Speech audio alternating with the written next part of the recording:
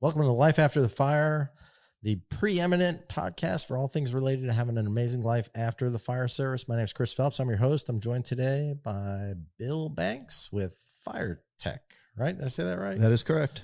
So Bill, tell us what is FIRE TEC? What do you guys do over there? We are a company that started out as a training company, and we evolved into a gear rental business for students going to the fire academy. And that involved us into a gear cleaning business of NFPA 1851 and getting UL verified to clean and repair gear for firefighters.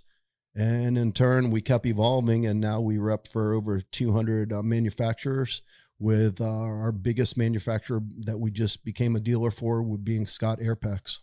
Wow. So that's some pretty interesting stuff. A lot of stuff that you're doing there. Now, let's, I guess, rewind the clock a little bit, but you were retired out of where? I retired out of Fort Lauderdale as a battalion chief in July of 2014.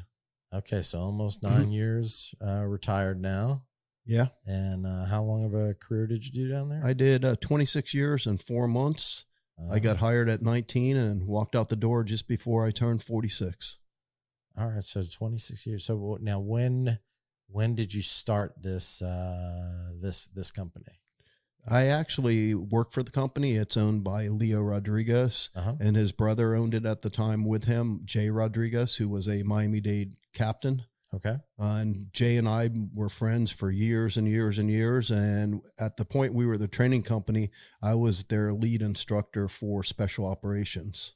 Okay. And that's how Jay and I got together to work with, to do the work for the company. So it started as a training company. As a training company, yeah. We were doing special ops, and we were out doing trench classes, rope classes, confined space, VMR.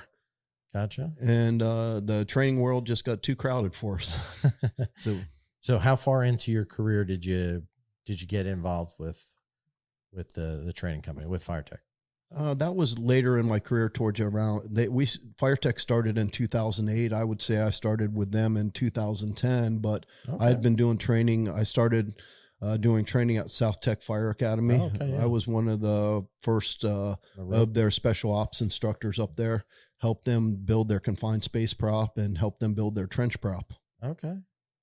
So probably maybe even around the time I was going to class there. There's a good possibility. I can tell you I was there in the 90s. I think remembers Nuge. Yeah, I think I started in 93. Okay. And Nuge was up there along with Walter Knapp and a lot of guys from West Palm Beach Fire. Yeah.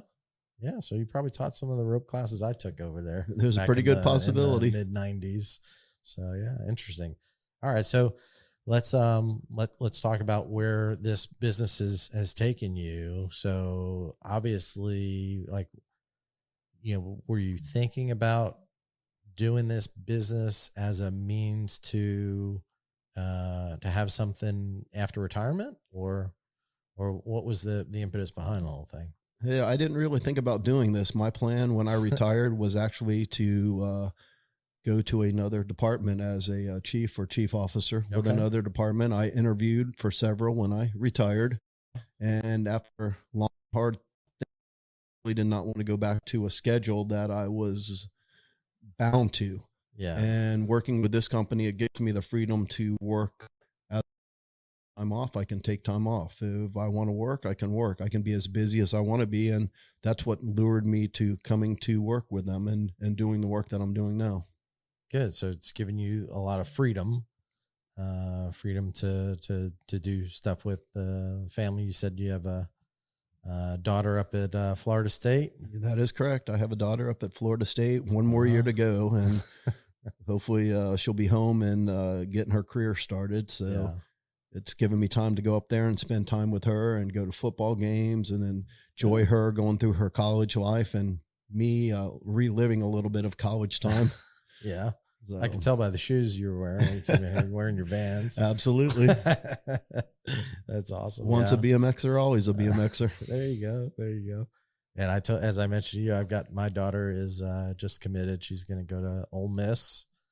And, my career after the fire service, I got in the mortgage business, and it definitely provides that same level of freedom, so I can be more present in the family life, and strike that, life balance. So that's great stuff. You'll definitely have to get up and enjoy some old Miss games. Yeah. The Grove, baby. Yes. And I'm a big baseball fan, if you didn't already know. And their baseball team is pretty amazing. So I'm looking forward to catching some ball games too. And enjoying the weather and the food up there. Yeah. So, all right. So Fire Tech now looks a lot different from when it started. Yep. When we first started, like I said, we were a training company, renting gear and sending our gear out to be cleaned that we rented to the students. And that was our biggest expense. So when I retired, we sat down and talked and decided to become a 1851 cleaning and repair business, with ourselves being the biggest customer. Okay. And over the time, getting into the cleaning and repair business and learning about 1851, it was the time that around 2015, 2016, that cancer in the fire service had really become quite a hot topic. Uh-huh. And we decided that we needed to do something. So we partnered up with the Firefighter Cancer Foundation with Cindy L., who was the president of that foundation out of the DeLand area. We met her up at Fire Rescue East and sat down with her, and we were coming out with a decon kit to be able to decon yourself on scene. And we wanted to come out with a decon wipe. Well, all the wipes on the market, as you know, if you leave them open, they dry out, and we didn't like any of them that were out on the market with some of the ingredients that were in it. So we decided to do our own. And rather than doing a wipe, we did a decon towel, which is a 12 by 12 cotton towel, similar to a washcloth. That's a one-time use. They cost a little bit more than the wipes, but they're guaranteed to be wet every time that you pull one out of the package. And you can basically clean your entire body with the one towel. Wow. That's definitely innovative. Yeah, and we were innovative with putting a changing pod similar to what models use on their sets when they're modeling, where you could actually get out of the clothes that you had underneath your bunker gear and put on a second uniform that you carry in a Delta Bravo bag that's made by Ian Sargent of SGT Fire Bags, that we helped work with him and do and get into a clean uniform.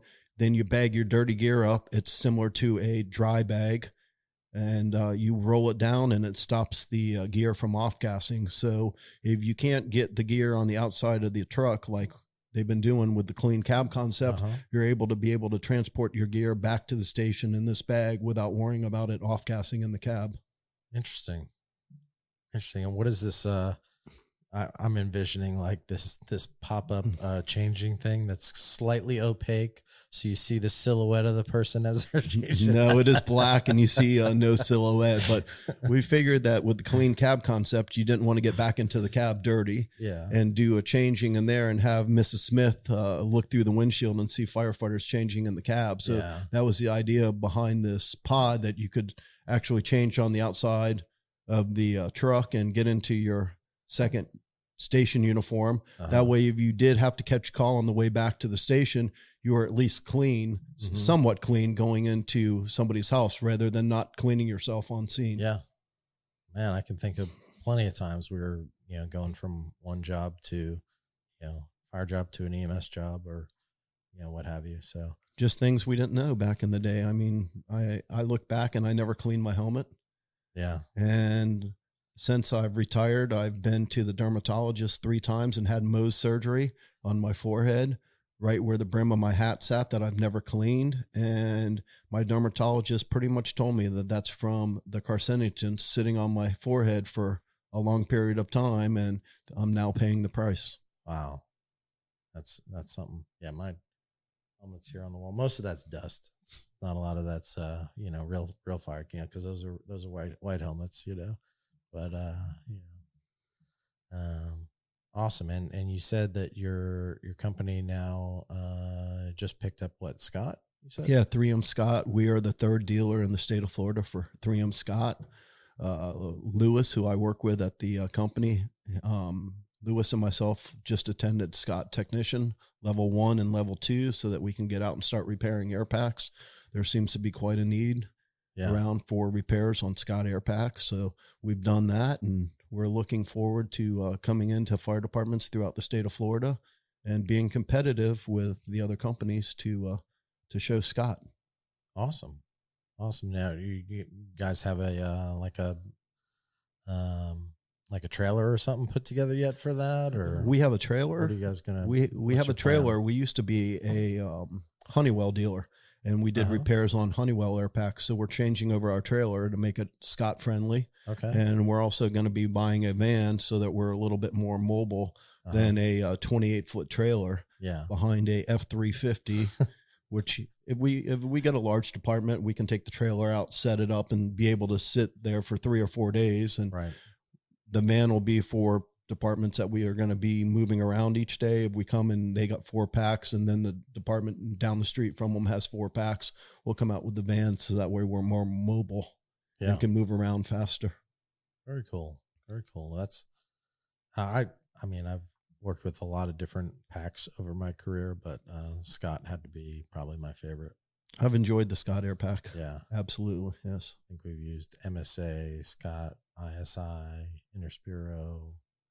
Yeah. When I started at Fort Lauderdale, we were wearing the MSAs with the elephant trunk and the gold regulator with the coat breathing. And then we switched over to the Interspiro. And then from there, we've been with Scott ever since. Yeah.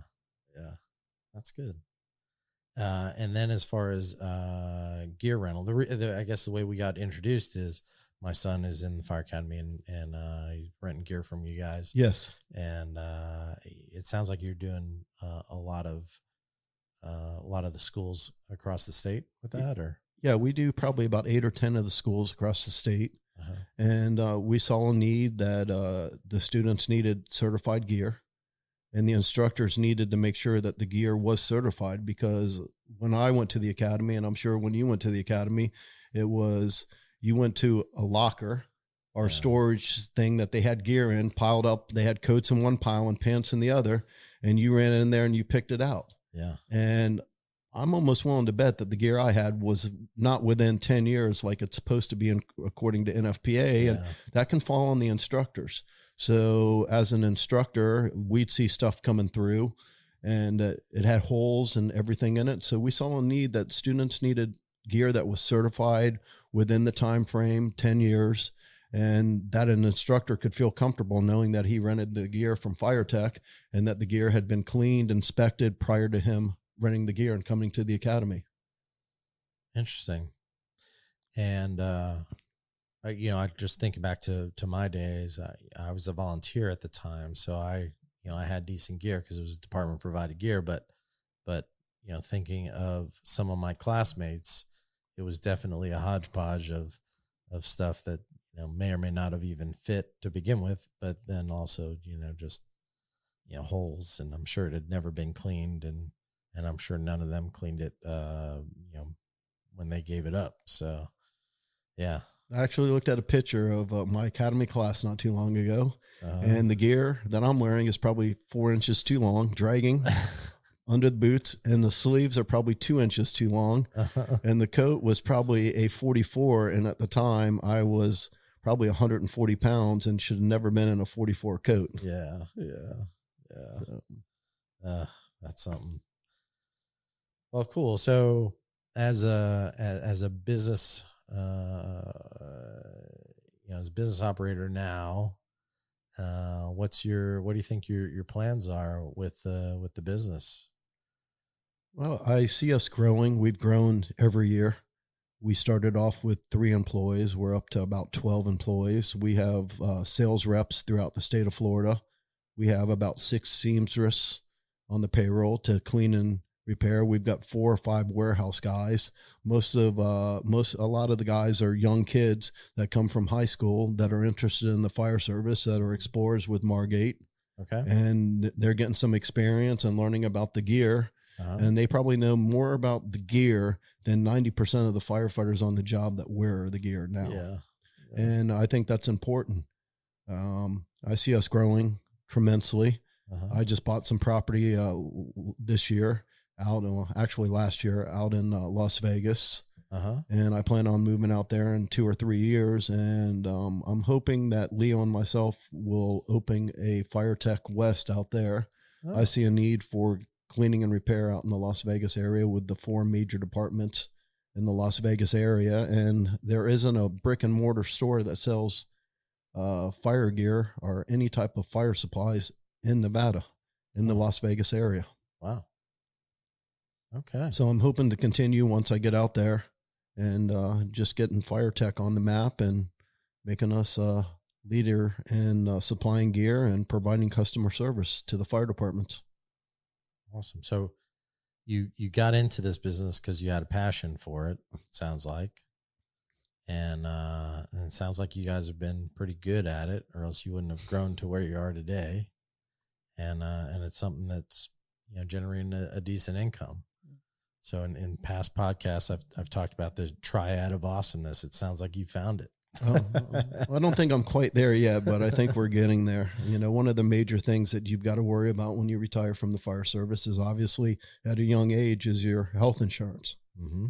And that's a major killer. And then having a kid in school and college, that's the second killer. But the young people that are on the fire service, before they get hired, they need to really look at what that department offers their retirees when they leave for health insurance. It was unbearable for me when I left. I was looking at paying $2,300 to $2,400 a month for family coverage on my pension, which is absolutely ridiculous. Yeah, that'll wipe a good portion of your pension out. And then right now with the cancer bill that was passed a few years ago, if you go off the city insurance, you're no longer part of the cancer bill. You have to stay with the city insurance, and then you're part of the cancer bill for 10 years after you retire. But if you go off that city insurance, you're no longer covered by the bill that was passed, which a lot of people I don't think know. Yeah, I wasn't aware of that. So are all cities then required to, I guess, offer coverage to their employees after they retire? I don't know. Most cities I know offer it, but I've talked with a lot of firefighters, and they're in the same boat I was in, that it wasn't affordable. Yeah. When you retire, that's affordable when you're there, but as far as being affordable when you retire, it's not. And I'd suggest fire departments look into the VIBA, which is some money that you can get when you retire. It's a thing that we looked into, that we started, and currently Fort Lauderdale offers $100 a month towards your insurance on the VIBA. And that's an increase from $50, and it goes on to an insurance card, and you can use it for prescriptions and doctor's appointments. It's just a nice added little benefit. And I hope one day that VIBA fund will be up to $300, $400, $500 a month for people that are going to retire, in the next 15, 20 years, because insurance is only getting worse. Yeah. Interesting. All right. And I guess we've really covered a lot of stuff. What other fun things are you doing in retirement? My wife and I travel a lot. We like to cruise. Yeah. And I also work for another company where we do training for the military, a company by the name of L2 Defense. We go out and we do the special ops training with the military. So I travel once every couple months and do work with them, and it keeps me in the loop as far as what's new out there, and keeps me working and doing my training that I like to do, and teaching people new things. Exciting. And it's been nice. It's been rewarding. I can travel when I want to travel with the wife, and I can travel with the guys, and I feel like I'm back at the fire department when we go out for a week with them. And, I think I get my prankster out of me when I'm with those guys. Yeah. And then that way I don't get in trouble with the wife. That's very important. That's very important. Two very important things there. Happy wife, but then the still having that camaraderie, which is a component I think is that people take for granted when they leave the fire service. If they have no connection to the fire service after, I think that's an important piece. I know many retirees that walk away that think life's going to be the same thing after the fire service. It's not going to be the same thing. Yeah. I'm here to tell you that now. Yeah. You have a lot of work friends. who don't translate into friends when you retire. They're friends with you at work and you see them every third day and you're brothers and you're having a good time with them. When you retire, sometimes you get forgot. Yeah. And Fort Lauderdale does a pretty good job of trying to hold that in check. We actually do once a month, we meet up at the Square Grouper. And we have a active and retirees firefighter social. Anybody's invited. And it's usually the third Thursday of the month. And we meet up there about 11 o'clock and we have lunch. And Jupiter? In Jupiter, yeah. We tell old stories and we lie and have a good time and drink. And it's a fun time. But it brings the active people that are on the job now together to meet some of the retirees, because those retirees are the ones that paved the way for them. Yeah. You know, and it's important that they know about the department and where the department came from to where it is now. Interesting. So for our 10 subscribers that listen to the show pretty regularly, mostly people that are getting ready to come on the show. But if there's since you said you're looking to grow the business, are looking to hire? Yeah, we're always looking to hire. We're always looking to hire equipment specialists throughout the state of Florida. Okay. And if they want to contact me, they can reach me at 561-441-4756, or they can hit me up on my email, which is bbanks, BBANKS, at FIRE, FIRE TEC, TEC, Inc., INC.com. And I'm more than happy to sit down and listen and see if you're a good fit for the company. And if you are, then welcome to the company. The company is like family.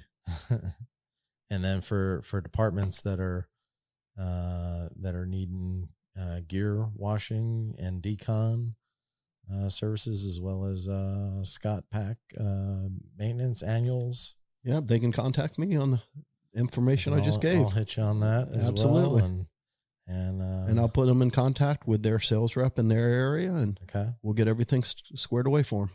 Excellent. Our goal at the company is customer service. I sat on the other side of the desk, and when I wanted one helmet, nobody called me back. When I wanted 100 helmets, there were 4 or 5 distributors there ready to take me to lunch. So we treat every customer the same, and so far the customer service has been working for us. That's how we get the business, is providing excellent customer service. And I think these days you don't find that. Yeah. What do they talk about? The 3-legged stool, cheap, fast, or good. Yeah. You only have 2. Yeah. You can have it cheap and fast, but it won't be good. You have it cheap and good, but it won't be fast. No. And and some of our, past clients, they speak very highly of us, which word of mouth goes a long way too in the fire service. Yeah. And, obviously having the prior background, that goes miles for me, and I'm sure for everybody else. I mean, having that history, having that career, that experience, it's a lot better than, working with somebody that, I sell air packs, I just don't know how to work it, so. Usually the sales guys are pretty good. Yeah. Yeah. They've been trained, so they're usually good, but no, they haven't wore it in a fire. Yeah. They might have wore it in the office, but they did not wear it in the fire. Right. I think that goes a long way.